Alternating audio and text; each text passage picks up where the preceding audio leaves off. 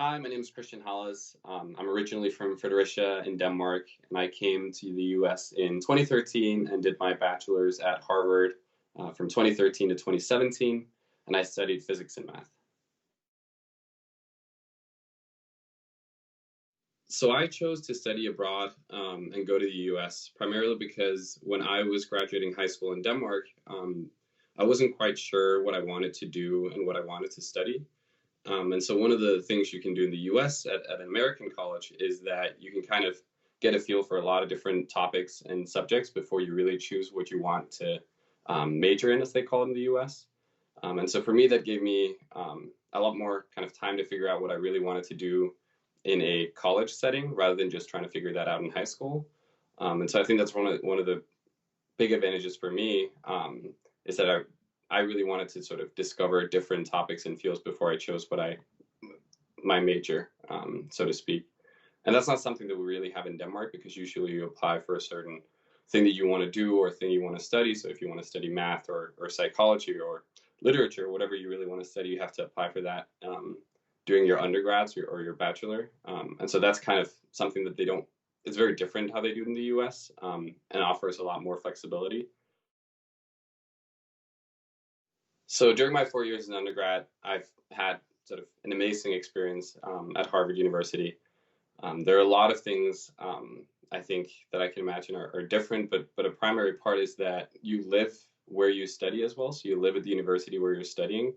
So you live in a dorm with roommates, and so you really get to be part of sort of a social environment where the people you're hanging out with are the people you're studying with and the people you're going to class with.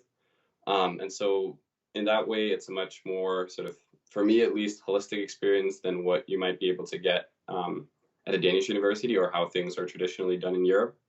And so that's one of the things that I looked for when applying for college. And I think that really made my experience kind of quite different from what I think my experience would have been in Denmark, where sort of I think there's a little bit more separation between school and sort of social life. And so that was I think something that made my experience here quite amazing.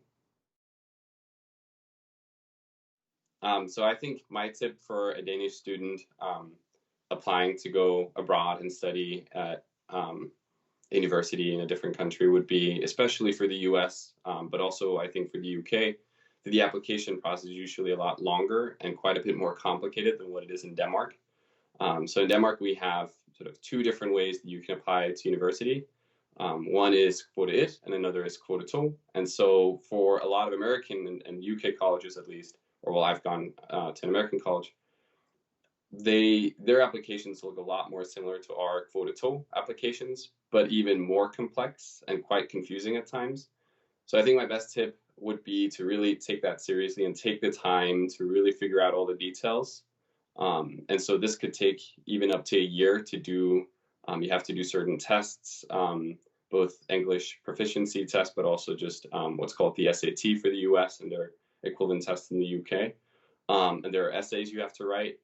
So really sit down and kind of plan out for the different colleges you're applying. What are the application steps you need to go through, and sort of do that carefully well in advance, because it will take at least a year's time to do that whole or go through that whole process.